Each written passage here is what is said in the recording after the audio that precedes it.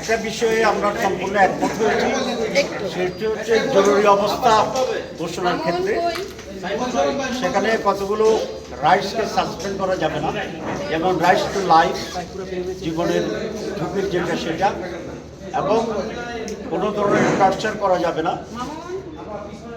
কোনো ধর্মীয় অধিকার সেটাকে ক্ষুণ্ণ করা যাবে না। এই সমস্ত বিষয়ে জরুরি আইন যেটা হবে সেগুলো এখান থেকে বাদ চলে যাবে, এটা আমরা স্পষ্টভাবে একমত হয়েছি। জরুরি অবস্থা ঘোষণার ক্ষেত্রে যে ফরমেশনটা আগে ছিল সেটা হচ্ছে প্রেসিডেন্ট এটা ঘোষণা করতেন। এখানে একটা অ্যামেন্ডমেন্ট আসছিল যে প্রধানমন্ত্রীর সাথে আলাপ করে প্রেসিডেন্ট সেটা করতেন। এখন আমরা বলেছি না, এটা মন্ত্রী পরিষদ এবং বিরোধী দলের যিনি প্রধান তাকে অন্তর্ভুক্ত করেই মন্ত্রী পরিষদে এই আলোচনাটা হইতে হবে।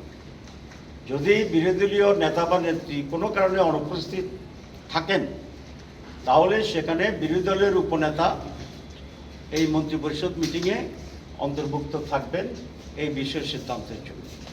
তো এটা মূল প্রিন্সিপাল ইমপ্রুভমেন্ট হচ্ছে এই যে জরুরি অবস্থা তো মেইনলি সরকারি দলেরই প্রয়োজন হয় বা সরকারি দলেরই করতে চায় এককভাবে। আমরা সেখানে বিরোধী দলের কনসেন্টটাকেও ইনক্লুড করার ব্যাপারে আমরা প্রস্তাব করেছিলাম এবং আজকের হাউস সর্বসম্মতিক্রমেই এটাকে অ্যাকসেপ্ট করেছে। সুতরাং জরুরি অবস্থা ঘোষণার ফাইনাল যে ফরমেশনটা সেটা হচ্ছে প্রেসিডেন্ট, মন্ত্রী পরিষদ এবং বিরোধী দলীয় যিনি প্রধান থাকবেন তিনি, তার কোনো কারণে অনুপস্থিত থাকলে তাহলে deputy leader of the opposition সেই বৈঠকে অন্তর্ভুক্ত হবে এবং সম্মিলিত আলোচনায় জরুরি অবস্থা ঘোষণা করা হবে। এটা হচ্ছে আজকের মেজর ইস্যু। এবং বিরোধী দলীয় নেতা বা নেত্রী ইনক্লুশনে তাদের অনুমোদন ক্রমে বা সুপারিশ ক্রমে এখানে জরুরি অবস্থা ঘোষণা করা যাবে। এখানে একটি কিন্তু থাকে, যেহেতু বিরোধী দলের কথা বলা হচ্ছে, সাধারণত দেখা যায় যে রাষ্ট্রের যে পরিস্থিতি থাকে সেখানে সরকারের সাথে বিরোধী দলেরই কিন্তু নানা ধরনের কর্মসূচি থাকে। কোনো একটা প্রেক্ষাপট এমন একটা দাঁড়িয়ে যায় তখন কিন্তু বিরোধী দলের রাজপথে অবস্থান নেয়, আর সরকার সাধারণত বিরোধী দলকে পরিস্থিতি মোকাবেলার জন্য জরুরি অবস্থা ঘোষণা করে। সেক্ষেত্রে তাহলে বিরোধী দলের মতামত নিয়ে কীভাবে এখানে এটা সম্ভব? আমরা সেই জন্য বলেছি এককভাবে যাতে না হয় কমপক্ষে, কারণ জরুরি অবস্থা শুধু বিরোধী দলকে দমনের জন্যই তৈরি হতে হয় এমন নয়, অনেকটা রাষ্ট্রীয় প্রয়োজনীয় জরুরি অবস্থা ঘোষণা করতে পারে। যেমন আপনার কোনো হুমকি আসলো, সিকিউরিটি ইস্যু হলো, যুদ্ধ অবস্থা তৈরি হচ্ছে, নানাভাবেই জরুরি অবস্থার প্রয়োজন হতে পারে। মিসইউজ তো গভর্নমেন্ট যখন করে তখন বিরোধী দলীয় যিনি থাকবেন তিনি এটা অপোজ করবেন, ওর বাইরে সেটার বিরুদ্ধে করবেন, সাংবাদিক সম্মেলন করবেন, তার সে অধিকার থাকবে। কিন্তু এককভাবে যদি সরকারি দল করে তখন জনগণের যে রিয়েল প্রতিনিধিত্ব জরুরি অবস্থা দরকার কিনা এই প্রভিশনটা থাকে না। আমরা এই সুযোগটা রাখার পক্ষে আছি এবং সেটাতে আমরা একমত। জরুরি অবস্থার সময় সকল অধিকারকে স্থগিত করা যাবে না।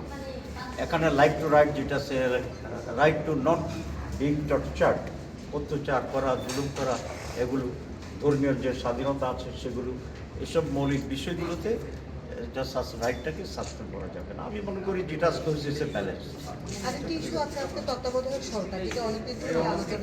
এটা একটা আলোচনা যেটা আগে বলেছি প্রধান বিচারপতি, আর এটা হচ্ছে তত্ত্বাবধায়ক সরকারের ব্যাপারে তো আমরা একমত হয়েছি যে তত্ত্বাবধায়ক হইতে হবে। এটার ফরমেশন বেশ করে তত্ত্বাবধায়ক সরকারের প্রধান কে হবে সে ব্যাপারে আলোচনা চলছে। এই দুইটা বিষয়ে আলোচনা চলছে। আমাদের স্ট্যান্ড ছিল যেটাকে একটা প্রাতিষ্ঠানিক রূপ দেওয়া, যাতে কেউ আসে কেউ করে যায় না, এবং সেই প্রাতিষ্ঠানিক রূপটা প্রথমে কমিশনেরও প্রস্তাব ছিল যে রিটার্নিং জ্যেষ্ঠতম, তারপরে না হলে তারপরে, এরকম 5টা অল্টারনেটিভ বিচারপতিদের কাছে আমরা দিয়েছি। কারণ আমাদের অভিজ্ঞতা হচ্ছে সচিবেরা যখন প্রধান হয় তাহলে এইটা 14 থেকে 24 নির্বাচন হয়ে যায়।